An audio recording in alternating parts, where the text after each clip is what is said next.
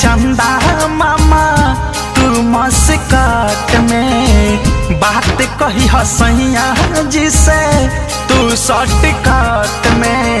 ए चंदा जा जाए चंदा मामा तू मस्कट में बात कही हसैया जिसे तू शॉर्टकट में।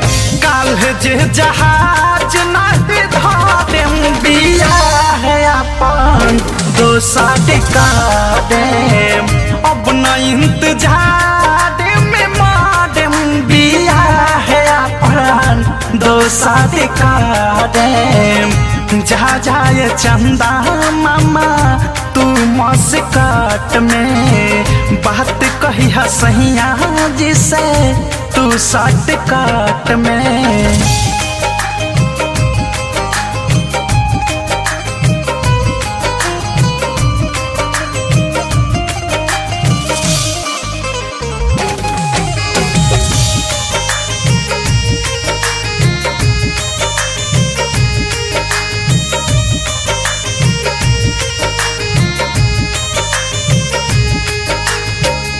हाडे गईनी देवता पितर लोग के भाड़ा भाखे लगता सबक हमार ले ले बाटे राखी।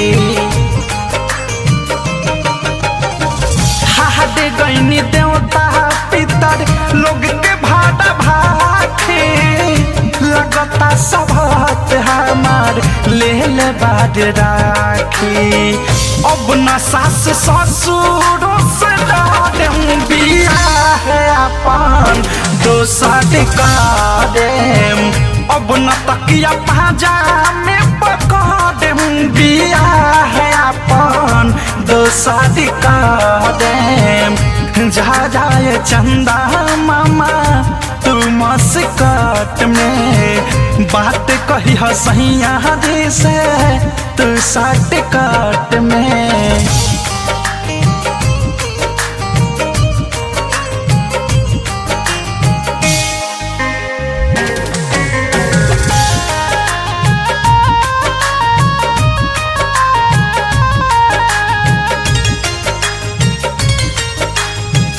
रोज रात से जिया तरफ शरीर हो अवध से सनेही के कवनो नहीं खे फिकीर हो।